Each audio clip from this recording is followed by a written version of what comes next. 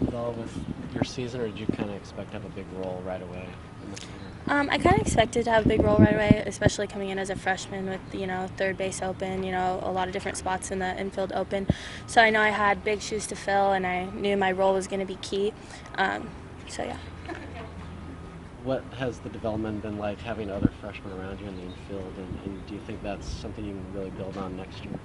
Yeah, it's something we can really build on for next year. I've seen us from the beginning grow together as a class, and I know this class is going to do big things. Our class is very talented, and I just can't wait to see how we do in the future. What was kind of the hours after Sunday's loss like when postseason play was kind of off the table now?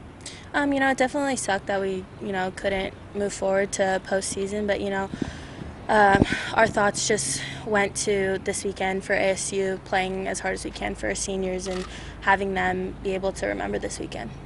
What does the senior class mean to you guys, especially as freshmen, given the way things went? Some seniors, jumped ship and left, but this group stayed. And what do you as a freshman class kind of see out of them? They definitely have been open arms for us, especially with us freshmen and us having key roles, in the infield and on the dirt. So, it definitely shows like their heart and their loyalty for us, and they've worked so hard, and their leadership has been great. Is there any of those upperclassmen or seniors that have kind of mentored you personally?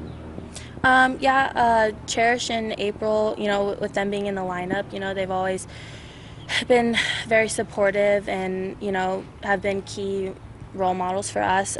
Dar, when she's here, when she can be, she's a spark in the dugout for us, and Bailey helping us out, running wise, they've been great. Was there points last weekend at all, except for Allie at second and Jordan in the circle, kind of everybody was a little bit out of place? Did you ever look around like, wow, no one could have foreseen this, and kind of how did everybody embrace that mentally, approach kind of taking on those new challenges, yourself included, at short? Yeah, it definitely was a new challenge. Me personally, myself, I've played short in the past. But yeah, it's different, being at the college level. And I know Allie was there by my side through it all. And I was just looking in the outfield, and I was like, wow, our team's very athletic. You can put anyone anywhere, and, we're able to get the job done. What has Tara been like the last couple of days in particular? I know all season she's traveled on her own when she could and been around, but clearly it's been very hard. But this week I know it's quite hard.